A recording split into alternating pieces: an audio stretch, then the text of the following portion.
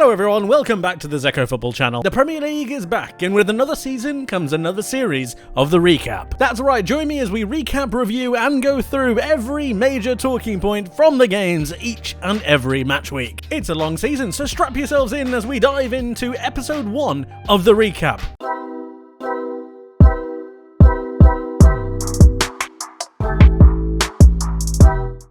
Arsenal versus Nottingham Forest, 2-1 to the mighty Arsenal, leading their charge towards the Premier League title, or at least their attempt to get the Premier League title. The attacking momentum bar was all in Arsenal's favour, as was the possession and pretty much every other stat.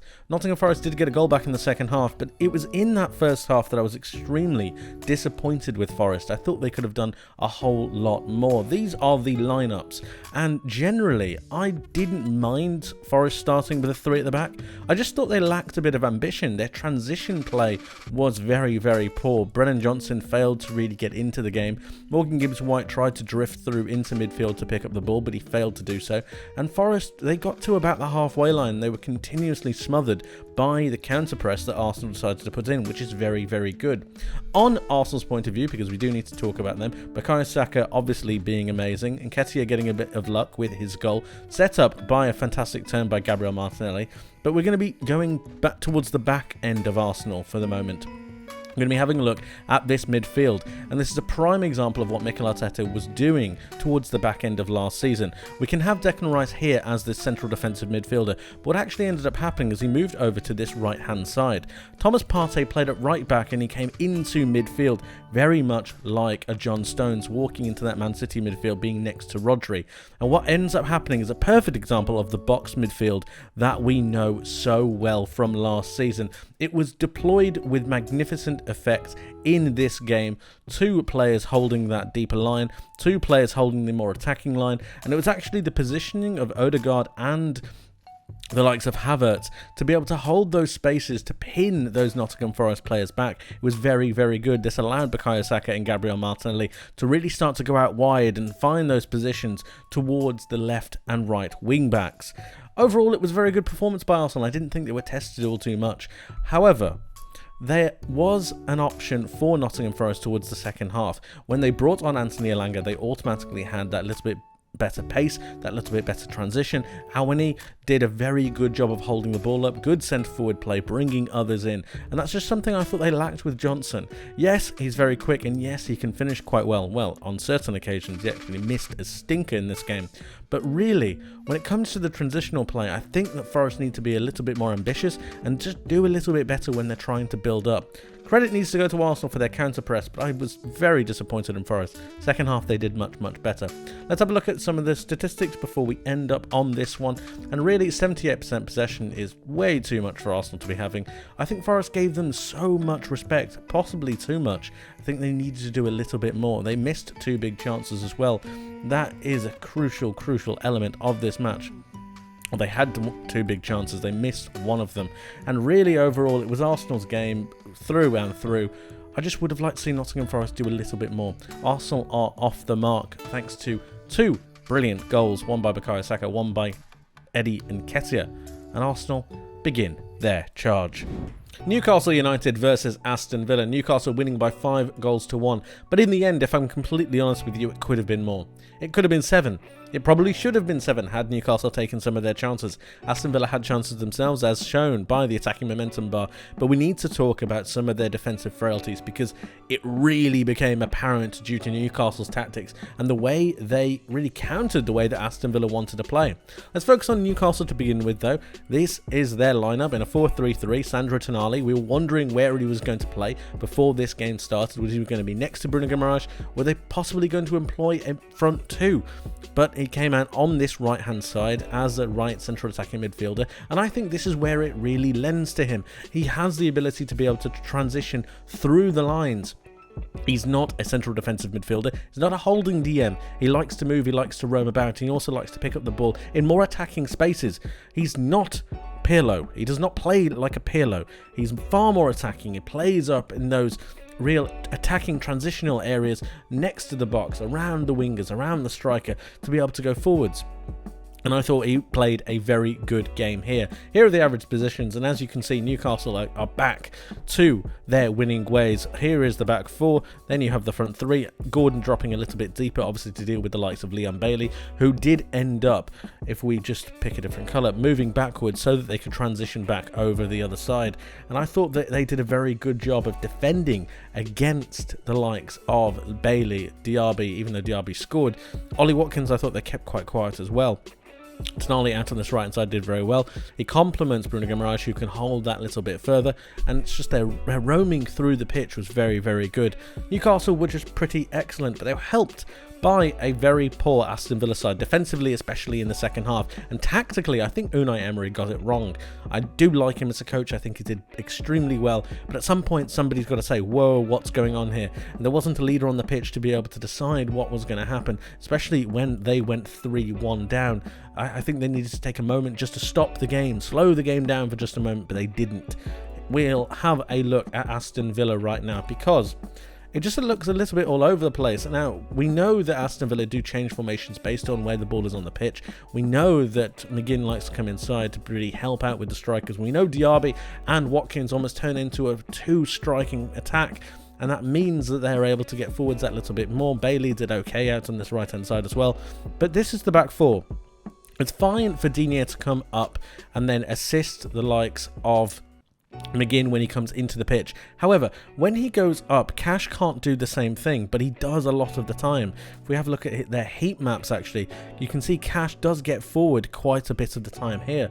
And overall, what ended up happening is that Mings, or when he got substituted, Pau Torres, I hope Mings is okay, by the way, it looked like a bad injury, but when Pau Torres was on the pitch, and this must be why he wasn't brought on in the first place, his link up with Konza just was nowhere near good enough, and the line that they were playing was far too high.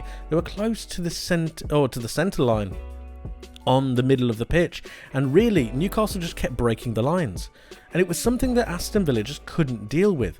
Over and over and over again they were playing an offside trap, but they didn't have enough cohesion to be able to make the offside trap work. Torres would drop a little bit deeper, Konsa would get aggressive and go forwards, and just the cohesion was not there.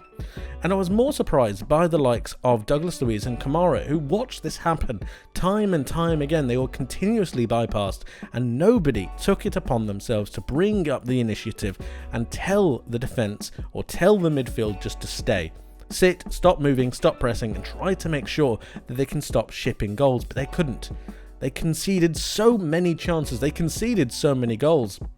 And in the end, I think it's something that Unai Emery really needs to look at, because this Villa team just capitulated completely, especially from a defensive point of view. And I know your captain, or your former captain, was on the pitch, but really, I know we got injured, but it needed something more. It needed a leader to come out and say what needed to be said to really bring that team back, and it didn't happen. Let's have a look at some of the statistics, and really, Newcastle dominated this game from a chance point of view. Expected goals of 3.41 to Aston Villa's 1.77, 53 ball possession, 17 shots, 13 on target, but it's when you get to the real major chances that it becomes quite apparent. 9 big chances created for Newcastle, only 2 for Aston Villa, 4 missed. It could have been so much more. I said 7-1, but it could have been more than that if it wasn't for Emi Martinez and some fantastic saves. 502 passes, and Newcastle really did take Aston Villa to the cleaners. I was extremely impressed with the way that they played, and it's a fantastic start for them. Newcastle mean business. Aston Villa need to look at themselves again from a defensive point of view. It ends 5-1. Shocking start. But the Premier League is back. Other matches might have had more goals, but I had a great amount of fun with Brentford-Tottenham. The game ended 2-2. Tottenham really gave it to Brentford. Brentford held firm. Tottenham dominated a lot of the possession. You can see from the attacking momentum bars, particularly in the second half. But Brentford were great as well, making those transitional counter-attacks, making sure they were able to go forwards, utilising their physicality in certain situations. I just thought it was great. Let's have a look at the players. And Brentford started out with a back five, but when you actually actually have a look at the average positions, what ends up happening is that because of Rico Henry's pace and his ability to move forwards, he actually ends up becoming more of a winger than he does a fullback or a wing back. So it looks like there's a back four, but there actually isn't. It's a back five. I thought Collins came in really well in that right centre-back position, and generally Mbuemo and Visa were fantastic. I thought Brentford had a really good game, as did Tottenham. I'm telling you, Tottenham fans, if you didn't watch the game, go back and watch the highlights after you finish watching this, because Ball is here, and it was a spectacle to behold. Two centre-backs sat here, but what's really interesting is the utilisation of the two full-backs. Here is the likes of Emerson Royale, and here is Udogie. They come inside and play next to Basuma. This releases Oliver Skipp and James Maddison to be able to go forwards, and it means that they have more attackers to be able to support the wingers. The wingers stay out wide, allowing the two real eights, I suppose, to be able to go forwards. Richarlison drops that little bit deeper to help out with the build-up play, but then also gets into the box himself. It's so intriguing to watch this happen, very much like Arsenal's system or Man City system, where they have a boxer midfield, but they also have an extra centre defensive midfielder in the middle to make sure that they're not bypassed too easily. Now, I do expect them to have some issues against other teams that are able to really start to convert from the opportunities they're given when Tottenham do give the ball away, but generally in this match, it was entertaining to watch. It was really interesting to see how the system played out. I thought Emerson Royale was fantastic. Udogie has probably had one of the best debuts we've seen in the Premier League for quite some time. I thought Tonali was fantastic for Newcastle, but Udogie was brilliant. But my player of the match was actually Yves Bissouma. Now, when Antonio Conte had Basuma, we never really saw the best of him at all. It was labelled at him that he wasn't tactically switched on enough to be able to work in an Antonio Conte system. But we've just seen him in this game, and I've just watched him, and he is absolutely fantastic. He won 11 out of his 15 ground duels.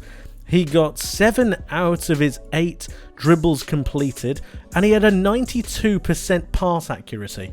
That is incredible for your sole central defensive midfielder playing the ball through into your fullbacks who are next to you, allowing the two real players going forwards to operate in those half spaces to allow the wingers to gain more space as well. It just all worked flawlessly, and while Tottenham did concede 2 goals, I thought generally the patterns of play and the way that they could build up, the tempo that they created, they upped it in certain occasions. James Maddison had a great performance with 2 assists. I think positivity should be the thing that Tottenham fans and Tottenham themselves take out of this. Postecoglou has imprinted his style on this team pretty much instantly. It shows what a good pre-season can do for you. Richarlison, yes, missed a couple of chances. I think they're going to need to go for another striker now that Harry Kane has departed the club. But generally, overall, as a squad, I'd be super happy if I was a Tottenham fan. Let's finally have a look at some of the statistics. And as you can see here, Tottenham dominating a lot of the stats. Almost 70% possession in the game. A lot of shots, not too many on target, but 18 shots. They're getting into more attacking scenarios, and generally it's a far more exciting way of playing. Let's scroll down. 700 passes, think about that. 700 passes is a completely different Tottenham outlook from the way that Conte had them playing. More dribbles, yes, more possession loss, but that's risk taking. You want your team to take risks. They had more duels won. Overall, it was a fantastic game to watch as a neutral. I thought Brentford put up a good, steely, determined performance. I thought Tottenham were pretty fantastic going the other way. And generally, it made for a great game of Premier League football. The game ended 2-2. And I promise you, Tottenham fans, Ball is here. And finally, let's go through some of the other fixtures. We have Manchester City beating Burnley by 3-0. As you can see, Man City dominating that match. Erling Haaland getting 2 goals, continuing where he left off from last season. Burnley, there will be easier games, but they did struggle in certain scenarios. Manchester City just had far too many options, far too many solutions for the problems that Burnley put forward. Sheffield United were absolutely dominated by Crystal Palace. Very, very concerning. just when you look at the domination, when you look at the amount that they managed to deal with, it just wasn't good enough from Sheffield United. I really do worry for them. I think they're going to struggle this season. As for Palace, I thought they had a pretty good game. Brighton and Hove Albion beating Luton by 4-1. Again, dominating that match once more. They had a ridiculous amount of chances. If we have a look here, they had an expected goals of 4, 71% possession, 27 shots on target with 27 shots, I should say, with 12 on target. Luton seriously struggled, and they scored actually just from a penalty, a very contentious one, if you ask me. Everton lost to Fulham by 1-0. A decent goal by Cordova-Reid. Everton, I thought, were better in this game. I actually thought they had the better part of the match. I thought they should have scored at least 1 goal, and that is reflected in the statistics because they had an XG of 2.73. 19 shots, 9 on target, but Fulham took their chances, and that is where I do think Everton is going to struggle in this season. They need a goal scorer. Dominic Calvert-Lewin was not available, and I just don't think that when they're relying on the likes of Neil Maupay, I don't see them scoring enough goals. Big problem. And finally, we have Bournemouth against West Ham, drawing 1-1. An interesting affair, and they share the spoils. Bournemouth, I'm quite excited about this season. I think they're going to be playing some good football. Dominic Solanke getting on the score sheet. Jarrod Bowen continuing where he left off from his brilliant campaign with West Ham after they won the Europa Conference League. And generally, Bournemouth dominating possession. Iraola really starting to put his stamp on this Bournemouth side, dominating a team like West Ham. Are there going to be problems with David Moyes going forwards? We know that there are issues between him and the sporting director or the board, and the signings that he wants to make in comparison to the signings they want to make. How will that unfold, and will West Ham's start to the season have any impact on their transfer incomings and outgoings? We remain to see. But those are the games. Let me know your thoughts on game week 1 of the Premier League. I would love to hear from you. Let me know your thoughts about any game that we have spoken about today. Again, I'd love to see the chat in the comments. I read everything, so please do get involved. Thank you ever so much for watching. I'll see you guys in the next one. Take care.